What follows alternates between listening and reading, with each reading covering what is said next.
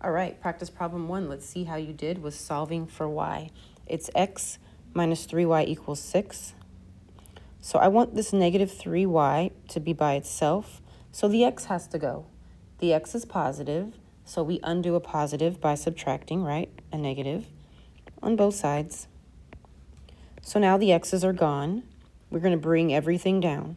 Bring down the negative 3y, and then bring the other side down in the right order. So bring down the negative x first, and then bring down the negative 6 after it.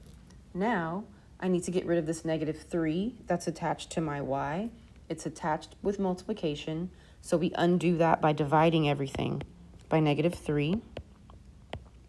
Now, I want to see that 1 in front of my x, so I'm going to write it in. It just makes it easier for me. So now this divides out to just a y. Negative divided by negative is positive, and the 1/3 is going to stay 1/3. We can't simplify that. It would be a decimal. And then don't forget your x. Negative divided by negative is positive, and 6 divided by 3 is 2. So here's our first equation. Let me switch colors, and we'll do the second one.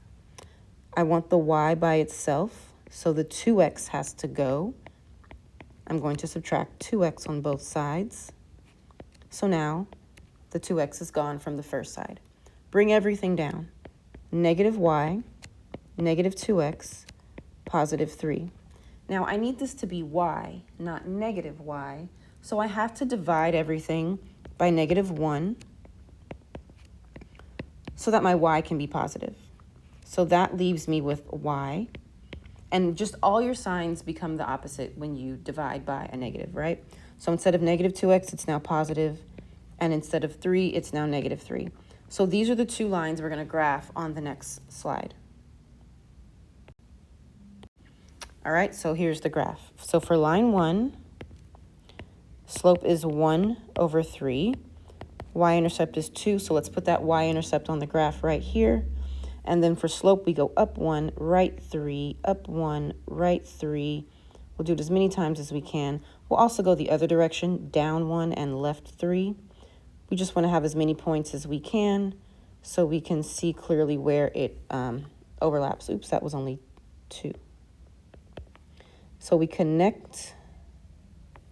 This is a really kind of flat line. It's not very steep. Let's switch colors and graph our second line. So the slope is 2, and we make that 2 over 1 because we need it to be a fraction. And our y-intercept is negative 3.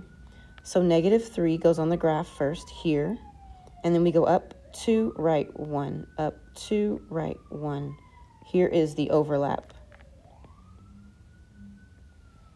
So the solution to this system is the point 3, 3. And that's it.